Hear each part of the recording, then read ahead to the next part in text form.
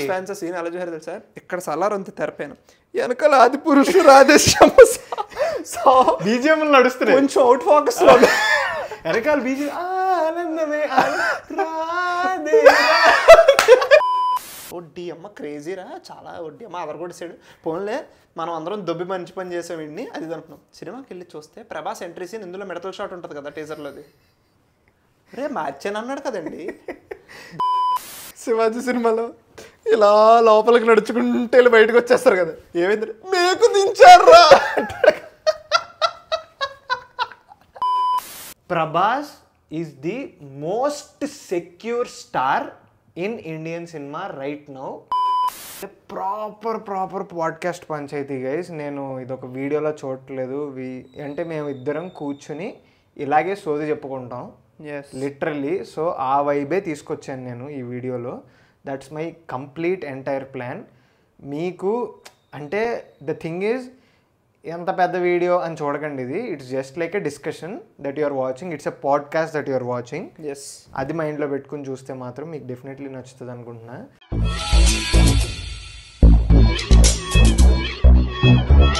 Hello guys, welcome back to the channel, welcome back to Chari not sorry.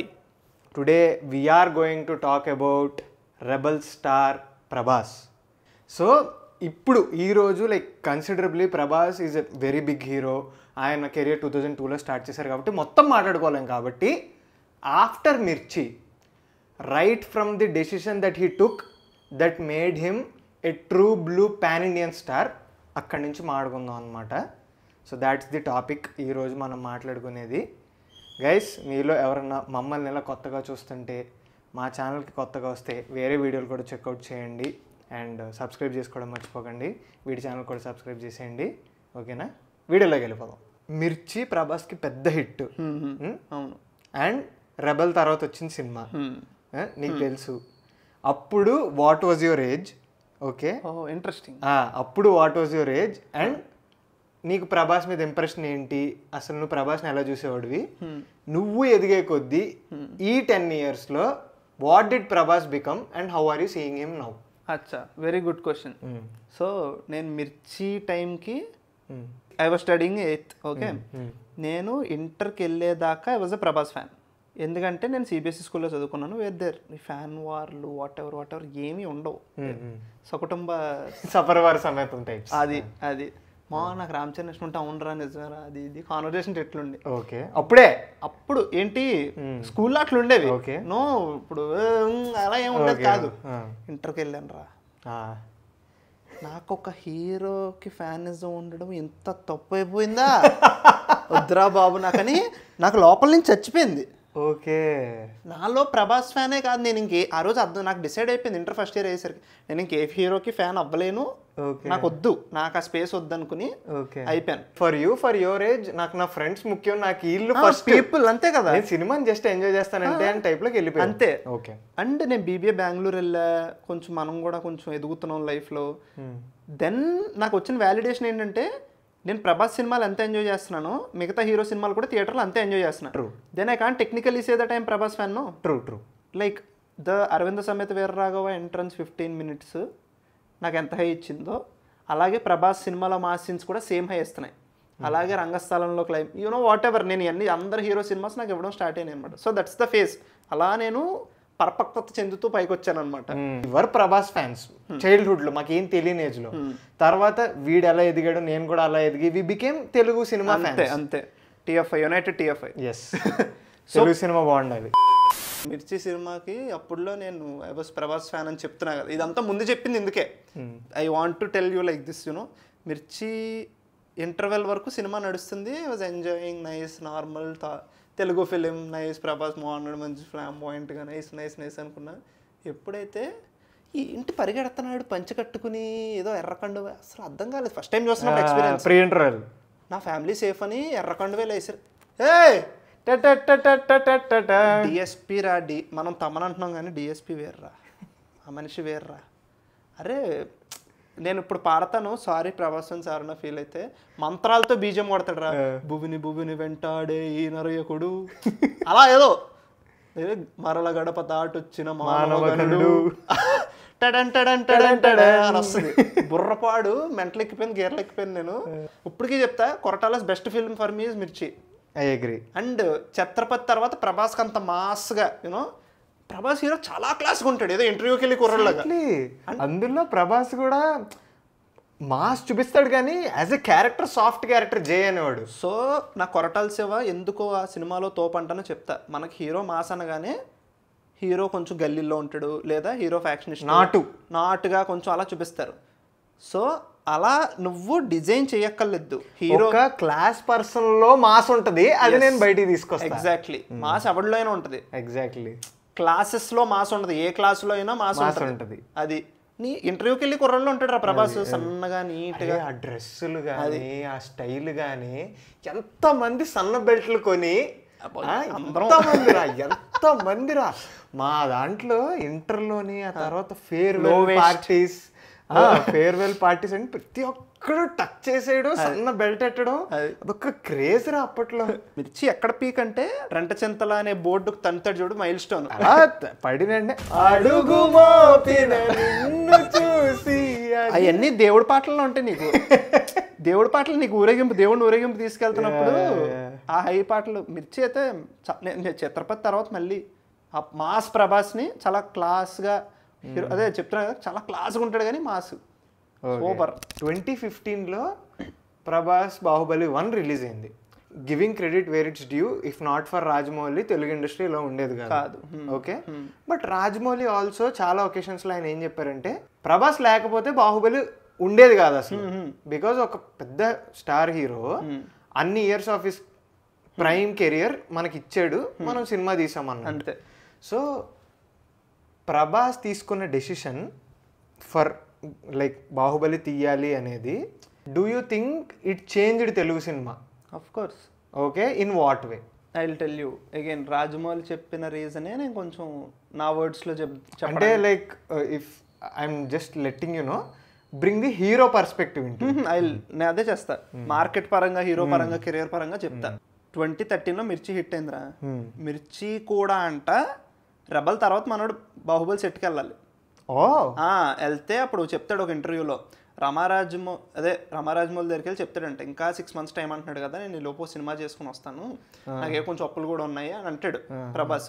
అంటేని అప్పుడు రామారాజమౌళి అంటది, మనోడు ఎలాగో చాలా నానుస్తాడు కదా, నువ్వు తీసుకొచ్చాయంటే అప్పుడు వెళ్ళి మిర్చి తీసుకుని వచ్చాడంట. సో మిర్చి తీసిన తర్వాత హిట్ పడింది. ఓకే, మిర్చి తీసుకుని వచ్చాడు. 2013 to 2015 2 yearsలో మనిషి తలుచుకుంటే 4 cinemas తీసేయగలడు అప్పట్లో. నీకు లేదన్న సంవత్సరానికి ఒకటి అనుకో. రెబల్లో మిర్చి ఒక సంవత్సరం రిలీజ్ అయింది, సంవత్సరానికి ఒకటి. ఓకే, తీసాడు. సరే, ఇప్పుడు 2015లో సినిమా రిలీజ్ అయిపోయింది అనుకుందాం. సెకండ్ పార్ట్ తీసి సగం వచ్చింది కదా, ఏం చేస్తారు దాన్ని మళ్ళీ ఇంకో 2 years. సో 4 years మొత్తం. ఓకే, 4 years కదా టెక్నికల్లీ. 4 yearsలో 8, పోనీ 8 కూడా కాదురా, 5 movies వేసుకోరా. 5 moviesలో 2 హిట్ అవ్వా, అంతే కదా, ఒక్కటి హిట్ అవుదా? అండ్ 5 movies రెమ్యూనరేషన్ ఎంత తీసుకుంటాడు అంటే సెల్ఫ్ గా చాలా ఎక్కువ సంపాదించుకున్నాడు, మనీ పరంగా ఎక్కువ సంపాదించుకునేటాడు. అంటే కెరియర్ పరంగా ఒక 5 సినిమాలు తీసేసరికి ఓకే, నా ఆడియన్స్కి నచ్చుతున్నాయి, నచ్చట్లేదు, లేకపోతే నేను ఈ ట్రై చేశాను, నా వెనకాల నా పోర్ట్ఫోలియో చూసుకుంటారు, వాట్ ఎవర్, నా సినిమోగ్రఫీ అంటారా, ఫిల్మోగ్రఫీ పోర్ట్ఫోలియో MBA బయటకు వచ్చింది. సో ఫిల్మోగ్రఫీ చూసుకుంటే నేను ఈ సినిమాలు ట్రై చేశాను, నెక్స్ట్ ఇవి ట్రై చేయాలి, చాలా ఉంటుంది ఒక హీరోకి. బాహుబలి అనేది ఇట్స్ అ లాటరీ పంటది. అంటే నువ్వు ఒక యాత్రలో ఒక రాయ. ఇప్పుడు బెట్టింగ్లో ఉంటాయి కదా, 1 ball 6 runs to win అంటే నువ్వు 10 వేస్తే 100 రూపాయలు వస్తాయి, పోతే 10 పోద్ది. అంతే ప్రభాస్ కూడా అంటాడు కదా, లైక్ ఏంటి 4 ఏళ్ళు ఇవ్వగలను నేను, టైం ఇచ్చేసాను ఆ సినిమాకి, అది ఇది అని చెప్పేసి కొట్టాడు జాక్పాట్. 2015లో బాహుబలి 1 వచ్చింది, ఇండస్ట్రీ హిట్ అయ్యింది. తర్వాత బాహుబలి 2. అసలు నీ బాహుబలి 2 అనేది ఒక ఫినామినల్ రా. అసలు ఒక తెలుగు సినిమా తమిళ్లో ఇండస్ట్రీ హిట్ అవ్వగలదా? అదే కదా, తమిళోళ్ళు చూడరు. వాళ్ళు బాహుబలి 2 మన పొన్నియిన్ సెల్వంతో కొట్టారు. విక్రమ్ పొన్నియిన్ సెల్వన్ కొట్టారు. విక్రమ్ చూడరు. అలాంటిది తమిళ్లో ఇండస్ట్రీ హిట్, కర్ణాటకలో ఇండస్ట్రీ హిట్.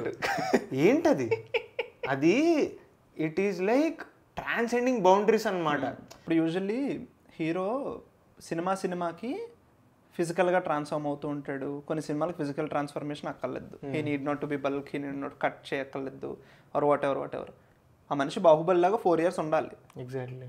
ఎన్ని ఆ డైట్ నీకు ఆ ఫిజికల్గా అలా ఉండడానికి ఎంత మెంటల్ ఇది కావాలి. అండ్ చాలా చాలా చాలా చాలా కష్టం, టైరింగ్. అండ్ ఆల్సో ప్రభాస్ చాలా సర్జరీస్ అయినాయి, ఇంజరీస్ అయినాయి, చాలా సర్జరీస్ అయినాయి. సో అందుకు చాలా మనం ఏమనుకుంటాం టైం ఒకటి ఇచ్చాడు అనుకుంటాం, కానీ కాదు, ఇట్స్ లైక్ చాలా too much involved in it. Yeah అదంతా నేను అది చెప్తున్నాను, అన్నీ కలిసినాయి. అలాగా రాజమౌళి ఏం చేసి ఎగ్జిక్యూట్ చేయడం, ప్రొడ్యూసర్స్ అది ప్రొడ్యూస్ చేయడం, ప్రభాస్ తన టైంతో పాటు ఎఫర్ట్స్ అది ఇవన్నీ ఇచ్చి నీకు దానికి ఇంపాక్ట్ తీసుకురావడం అన్నీ కుదిరినాయి దానికి తర్వాత ప్రభాస్ ఒప్పుకున్న 2 సినిమాలు సాహో, రాధేశ్యామ్. ఎస్, వాళ్ళు ఇన్ హౌస్ డైరెక్టర్స్, యూవీలో చేసిన one film old directors. Saaho ఏమైపోయిందంటే నాకేమనిపిస్తుంది అంటే ప్రభాస్ అంటే ఇప్పుడు నార్మల్ సినిమా అనుకో, అది ఒక స్టైలిష్ యాక్షన్ సినిమా అది ఇది అనుకో, దాన్ని 150-100 బడ్జెట్లో లాగేసి అయిపోయేది అది పంచాయతీ. బికాజ్ ప్రభాస్, బికాజ్ బాహుబలి తర్వాత ప్రభాస్ ఇవన్నీ అవ్వడం వల్ల పాన్ ఇండియన్ అయిపోయి దాని స్కేల్ పెరిగిపోయి యాక్షన్ బ్లాక్స్ పెద్ద పెద్ద సెట్ పీసెస్ అయిపోయి ఒక చేజ్ ఇక్కడ ప్లాన్ అంటే ఫర్ ఎగ్జాంపుల్ నువ్వు ఓఆర్ఆర్ దగ్గర ప్లాన్ చేద్దాం అనుకున్న చేజ్ నువ్వు దుబాయ్లో ప్లాన్ అంతే, అంత స్కేల్ పెరిగిపోయి అదొక పెద్ద సినిమా అయిపోయింది. ఓకే, ఇది కూడా మనం అనొచ్చేమో.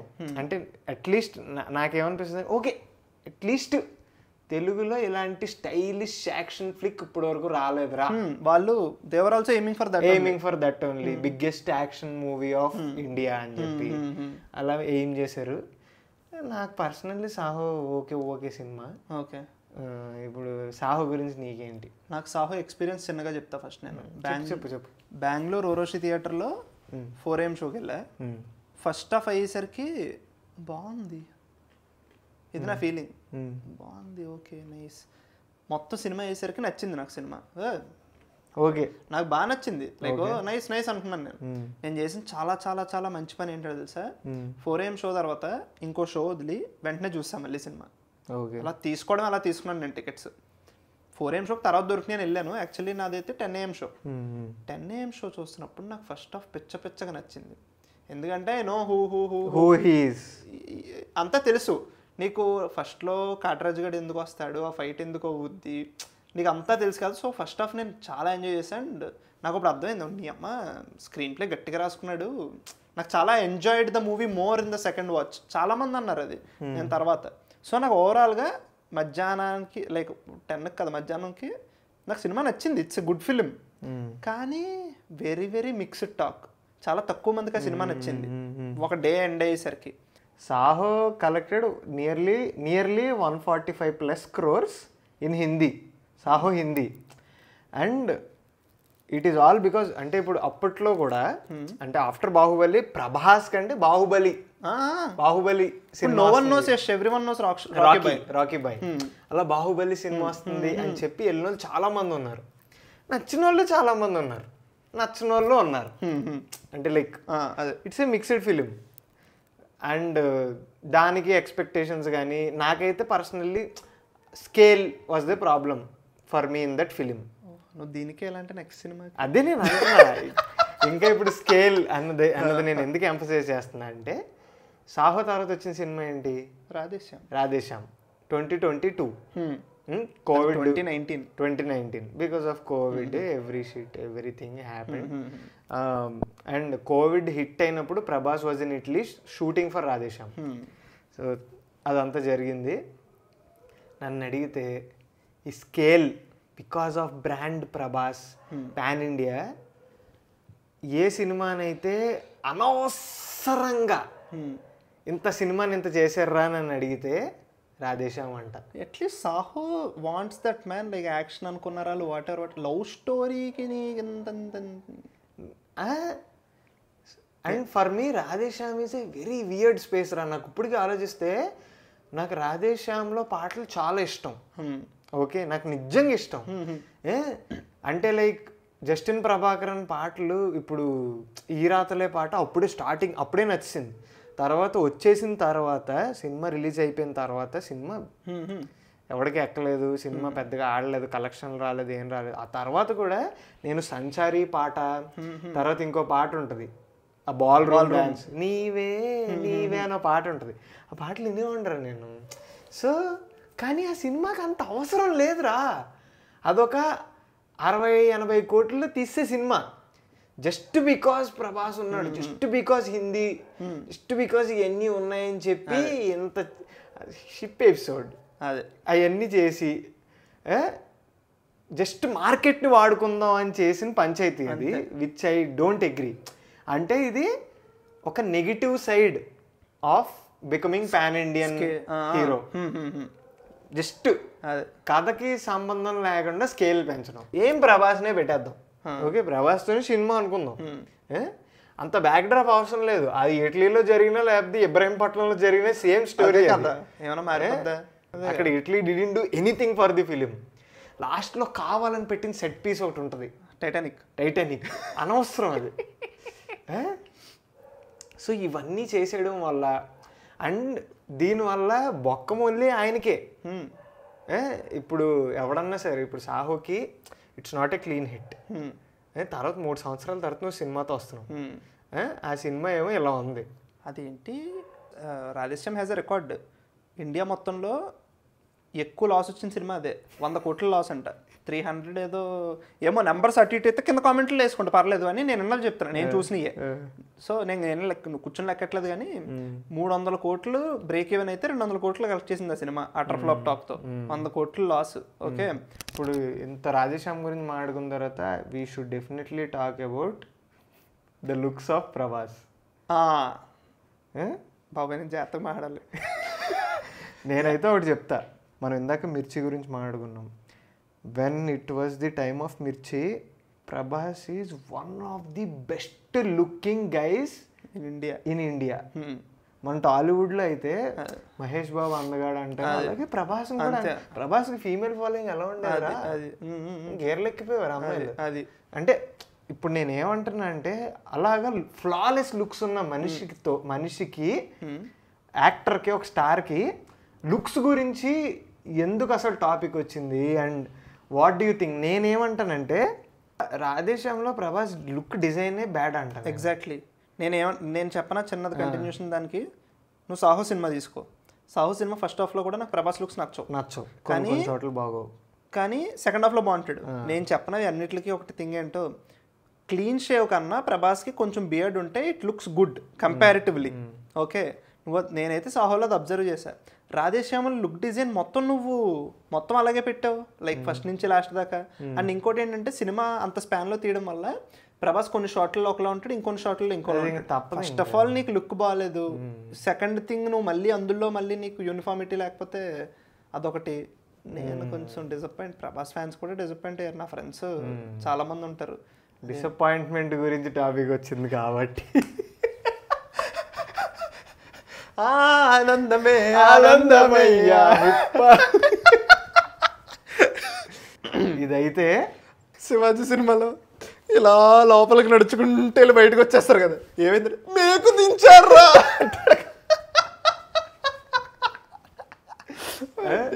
నేనైతే ఒకటే చెప్తారా, ఇప్పుడు వరకు ఆఫ్టర్ బాహుబలి నాకు ప్రభాస్ సెలెక్ట్ చేసుకునే డెసిషన్స్ మీద చాలా రెస్పెక్ట్ రా. యాక్షన్ సినిమా చేశాడు, ఎందుకంటే స్టైలిష్ యాక్షన్ ఫిల్మ్. అంతే, సాహో దింపాడు. తర్వాత ఎవడు అటెంప్ట్ చేయడు రా, అది gutsy thing to do a love story. అసలు ఎవడు చేయడు. అదే pan Indian love story. Love story pan India అవుద్దేమో, పాన్ ఇండియా లవ్ స్టోరీ అసలు అందుకే అవ్వలేదు. I agree. బట్ అటెంప్ట్ ఒకటి చేస్తే అది అక్కడ పాయింట్స్. కానీ ఇది మాత్రం ప్రభాస్ అన్న చేసిందే. ప్రభాస్ అని తీసుకొని బ్లండర్ అంటారు. నేను అసలు ఓం రౌత్ గాడు ఎక్కడి నుంచి, అది కూడా one director old if I'm not wrong. Tanaji తర్వాత ముందేదో మరాఠీ సినిమా ఏమైనా తీసుంటాడేమో, నాకైతే తానాజీ ఒకటే తెలుసు. అసలు ఏంటది అంటే అసలు ఎటుపోయింది అది, ఎందుకు మొదలైంది అది ఆ సినిమా? ఇటుకు ఇయర్స్ టు మేక్, మళ్ళీ ఇయర్స్. నాకు బాగా గుర్తు, ప్రభాస్ ఆర్ వి రెడీ అంటే ఓం ఓం ఏంటది అంటాడు. ఫ్రమ్ ది టీజర్ ఒక్క చోట కూడా దెబ్బ మీద దెబ్బ పెద్ద అసలు చాలా తెలివైనడు అమరావతి ఎక్కడో చెప్తాను చూడు. టీజర్లో షార్ట్స్ ఉన్నాయి, టీజర్ రిలీజ్ అయింది, వేసుకున్నారు జనాలు, బాగాలేదురా ఒరే బాబు అని చెప్పి ట్రైలర్ దింపాడు. నీ అమ్మ సూపర్ ఉందిరా, ట్రైలర్కి అయితే ఎగ్జైట్ అయ్యారు, గుర్తుంది కదా. అదేంటి మరి ట్రైలర్లో ఎగ్జైట్ అయ్యారు. దాని తర్వాత సినిమా చూసాం, దాని మధ్యలో ఏం చెప్పాడు, we're enhancing the visuals, we're working on the visuals, man of the match అన్నాడు. వడ్డీ అమ్మ క్రేజీరా, చాలా వడ్డీ అమ్మ అదర్ కొట్టేసాడు. పోన్లే మనం అందరం దొబ్బి మంచి పని చేసాం ఇన్ని అది అనుకున్నాం. సినిమాకి వెళ్ళి చూస్తే ప్రభాస్ ఎంట్రీ సీన్ ఇందులో మిడతల షాట్ ఉంటుంది కదా టీజర్లోది, రే మ్యాచ్ అని అన్నాడు కదండి. దాని తర్వాత నేను ఇంటికి వెళ్ళి ట్రైలర్ చూస్తే నాకు అర్థమైంది తెలుసా, టీజర్లో వైడ్ షాట్లు ఎక్కువ ఉంటాయి, ట్రైలర్లో క్లోజ్అప్ షాట్లు ఎక్కువ ఉంటాయి. అది నీకు చెప్పనా, ఇట్స్ మార్కెటింగ్ స్ట్రాటజీ, స్కామ్ అది. ఇప్పుడు స్టాండర్డ్స్ ఎక్స్పెక్టేషన్ సెట్ చేస్తావు చూడు, ఫస్ట్ ఎంత లో ఎక్స్పెక్టేషన్ సెట్ చేసావు అంటే నువ్వు ఇంకా లోకి పాతాలని గెలిపిన సినిమా అది. అరే నాకు అది పురుషు చాలామంది చాలా చాలా చాలా డిస్కషన్స్ జరిగినాయి, కొన్ని వందల డిస్కషన్లు జరిగినాయి. ఒకటే చెప్తాను రా, రామాయణం తీస్తున్నావు, ఒక్క సీన్లో ఎమోషన్ చూపించలేకపోయావు. You cannot go wrong with Ramayan, you cannot go wrong. Okay, ఒక్క సీన్లో ఎమోషన్ రాలేదురా. ఇంకా సెకండ్ హాఫ్ అయితే ఆ సినిమా ఎంత తక్కువ మాడుకుంటే అంత మంచిదిరా. డిమ్ లైట్ ఇప్పుడు తెలిసిపోతుందా, బ్రైట్నెస్ తగ్గించు మోడ్ అది. అసలు అంత గట్టి దెబ్బ నిజంగా ఎవరికి తగలదు అనుకుంటా. అండ్ నాకు తెలిసి ప్రభాస్కి 200% తెలుసు ఇదేటో అని చెప్పి తెలుసు మనిషికి. ఒక దాన్ని ఏమంటారంటే ఆశ, పడాలి అలాగన్నా మోడ్. అది ఏ మోడో చెప్తాను చూడు. ప్రభాస్ ఫ్యాన్సే పక్కన పెట్టు, ఒక తెలుగు ఆడియన్ కమర్షియల్ సినిమా ఫ్యాన్ ఆ మనిషిని అలా స్క్రీన్ మీద పాజ్ చేసి ఓ బీజిఎం గుద్ది మా చెవుల్లోకి వదిలే, కట్అవుట్ నువ్వు వాడుకోండ్రా అంటే వదిలే, అలా మేము కొంచెంసేపు అరుస్తాము, తర్వాత నువ్వు సినిమాది కట్అవుట్ నువ్వు వాడుకోలేదు, నీడని పెట్టి తీస్తా. అరే నాకు సలార్ మొత్తంలో షాడో షాట్ ఈజ్ తోపు. లైక్ నేనేం మాట్లాడలేను అక్కడ. ప్రశాంత్ నీల్ది తోపు. మీరు ఇప్పుడు ఇలా ఉంటాడు ఇలా తెస్తాడు. అరే మిగతా వాళ్ళు గుడ్డోళ్ళా లేకపోతే ఏంటి, ఏమైంది? కానీ గైస్ December 22 ఏంటి సినిమా రిలీజ్ సలార్దా, అంతే. ఎప్పుడైతే December 22 ఎప్పుడు 1 AM రంగా థియేటర్లో కూర్చున్న మాకు ఆ సినిమా ఇచ్చిన ఫీల్ ఉంది చూసారు. అరే ఐ స్టిల్ రిమెంబర్ ఆ క్వారీ ఫైట్లో ఇలా కాదు, అదొక షాట్. దాని ముందు భువనేశ్వర్ గారు ఇటు వెళ్తే ప్రభాస్ అటు నడుస్తాడు రా, ఇలా అనుకుంటాడు, ఇలా అనుకుని వెళ్తాడు. అసలు అప్పటి వరకు తొక్కుతాడు నీళ్ళుగా తొక్కుతాడు. నువ్వు ఇంత తొక్కుతున్నావు పేలకపోతే ఏంటని చేతితో ఫుట్బాల్ ఆడిస్తే నేను చేత్తో. అది మన వాళ్ళు అందరూ అంటారు ప్రభాస్ చెయ్యకి personality, it is a hero Prabhas hand. అది ఏం వాడతాడరా మెంటల్. ఆ ఒక్క సీను ఎలా లేపిందంటే ఒక్కొక్కడిని ఇది కదరా అది నోడది జస్ట్ కట్అవుట్ ను వాడతాడరా. అది ఎంత టఫ్ కూడా ముందు దరిద్రాలు పడిన తర్వాత అర్థమైంది ఒక్కొక్కడి ఫ్యాన్స్ సీన్ ఎలా చూసారు తెలుసా. ఇక్కడ సలార్ అంత తెరపాను, వెనకాల ఆది పురుషు రాధేశ్యామ బీజిఎం నడుస్తున్నాయి, కొంచెం అవుట్ ఫోకస్ వెనకాల బీజిఎం ఆనందమే అని నడుస్తున్నాయి. నువ్వు చెప్పిందే షార్ట్ రా, ఏముండదురా, మొత్తం స్క్రీన్ సైలెంట్ అవుతురా. షాడో నుంచి ఇలా మనిషి ఇలా ఒక ప్యాన్ షాట్ టిల్ట్ షాట్ ఉంటది, అది ఇలా దించి కళ్ళజోడు పెట్టుకుని ఇలా నడుస్తాడు రా. ఒక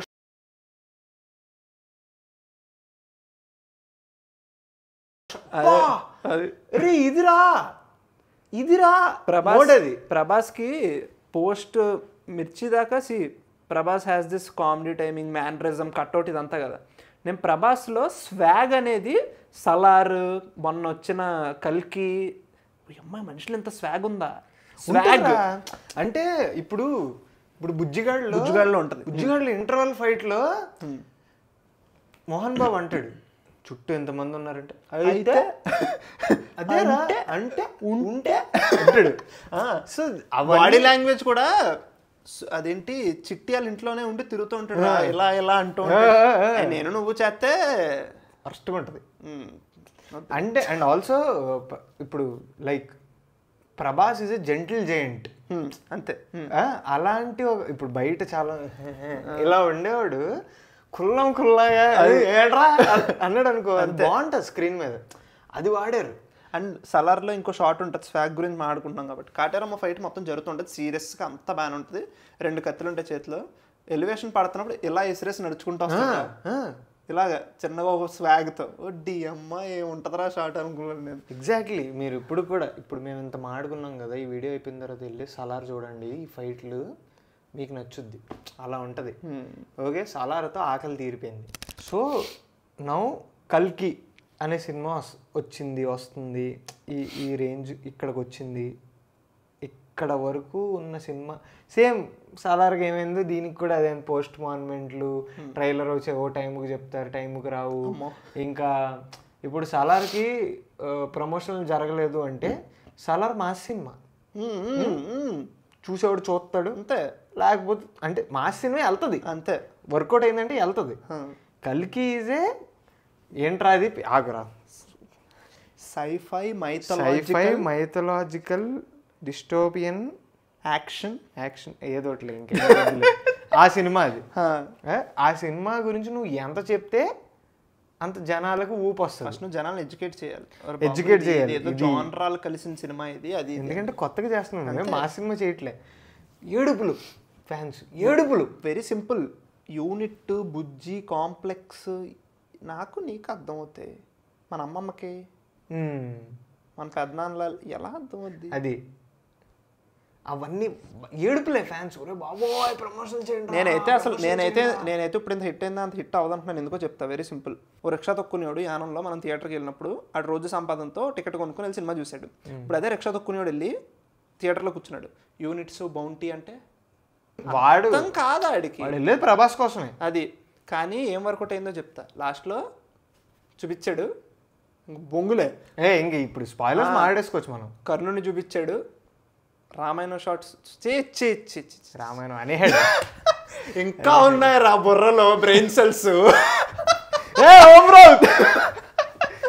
మహాభారతం షార్ట్లు వచ్చినాయి, అయిపోయింది, వెళ్ళిపోతాడు ఇంటికి హ్యాపీ. సో అలా వర్కౌట్ అయింది. నాని ప్రతి ఒక్కడికి చిన్నపిల్లడు, నాని కాదు నాగి, సారీ నాగి చిన్నపిల్లడు వచ్చాడా సూపర్ హీరో సినిమా సెంటర్ అయినా వెళ్ళిపోతాడు. మనలాంటి వాళ్ళకి అంత ఓకే, ఎంత అర్థమైందో అంత అర్థమే వెనక్కి వచ్చేస్తాం.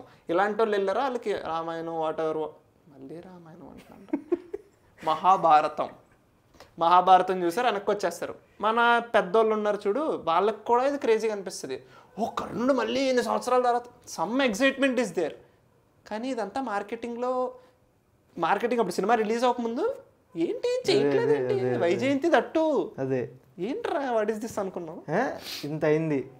కానీ సినిమా బుకింగులు మాత్రం వేరే లెవెల్ రా. అది ఫస్ట్ అక్కడ వెస్ట్లో అసలు ఈ సినిమా క్రేజ్ లేదు కదా, ఎందుకు అంటే క్రేజ్ లేదు కదా కాదు, ఏంటి ప్రమోట్ చేయట్లేదు, ఏం జరగట్లేదు. కానీ ప్రీ సేల్స్, అరే తెలుసా ఆ సినిమా ప్రీ సేల్స్లో ఆర్ఆర్ఆర్ని కొట్టిందిరా. ఇప్పుడు నార్త్ అమెరికాలో the biggest collecting movie like for the first week, for premieres, for day one, India is not RRR, Indian film, is not RRR, it is Kalki. It became that big.